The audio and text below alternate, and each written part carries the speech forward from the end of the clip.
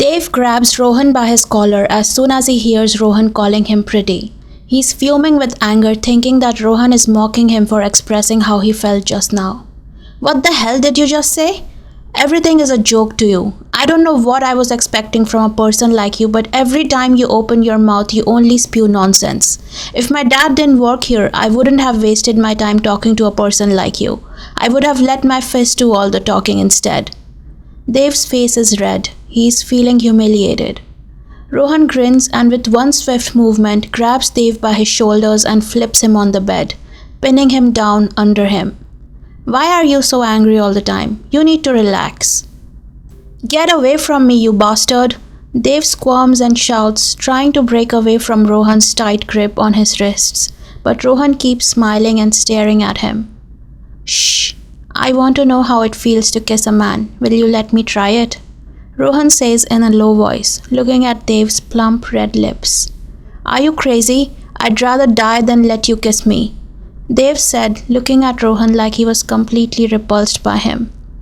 I know it sounds crazy. I don't know why. I just find you attractive. I've never felt attracted by a man before, but the more I look at you, the more I want to taste you. I want to envelop myself in your smell. Your eyes are always shuttered like you don't want people to know how you are really feeling. I feel this uncontrollable urge to protect you. Can I kiss you once? Dave is in complete and utter shock. He didn't expect to hear these words from Rohan. He took a moment to stare into Rohan's eyes to gauge his emotions. It didn't look like Rohan was mocking him. He was earnestly looking at him. Dave had never met a person who was so direct and honest about their feelings before. He didn't know how to react to Rohan's request. Let me go, Dave said in a low voice, turning his face to the side, not looking at Rohan. Rohan immediately lets go of Dave and gets up from the bed. Go. Can I ask you for a favor? Rohan ignores Dave and busies himself on his phone, checking his emails and scrolling through his Instagram. Can we pretend we don't know each other at uni? Fine by me, Rohan says, still looking at his phone. Dave leaves the house confused by everything that just happened between him and Rohan in the bedroom. He curses himself for letting his rage take over and misbehaving with his father's boss's son. He hopes that Rohan doesn't take his anger out on his father, although deep in his heart he already knew that a person like Rohan would not do such a thing. The next afternoon, Rohan and Arav were busy working on their new song in the music room. They were waiting for Rahim to finish his class and join them. What's up with that hoarse-ass voice? Did you not sleep well last night? Not really. Don't tell me you went scoring last night. I always tell you not to do that before our recording sessions. I didn't do any of that, you fucker, Rohan says, annoyed at Arav's assumption. Then what is up with this tired-ass face and why is your voice sounding like a dying horse? Arav says, mocking Rohan's voice. I've been thinking about a boy, Rohan says as he picks up his acoustic guitar that is lying around on the floor and starts humming a tune while leisurely strumming the guitar strings. Huh? What the hell do you mean? I think I'm bi. So you're telling me that first it was girls and now even boys are not safe around a fucker like you? Arav laughs and grabs 2 cans of cola from the fridge. He offers one to Rohan and opens the other can for himself. Grab one for me too, I'm so fucking tired after that stupid lecture. Rahim walks into the music club room and tosses his backpack on the floor. He settles down on a beanbag on the floor before grabbing a smoke from his jeans pocket and lighting it. What's this about guys not being safe around Ro? He wants to fuck men now, Arav says, smirking at Rohan. Shut up, idiot. I just said I might be bi, Rohan says, still strumming his guitar. Yeah? I think I might be too, Ro. I do like those cute broccoli-head, pearl necklace-wearing shorties. They are my weakness, Rahim says, completely unfazed by Rohan's declaration. What? Both Arav and Rohan exclaimed together, surprised at this sudden revelation. You never told us this before, Arav says, sipping his cola. I didn't think there was anything to say. We like what we like and it's nobody's business but ours. Rohan relaxes after knowing that his friend is also in the same boat as him.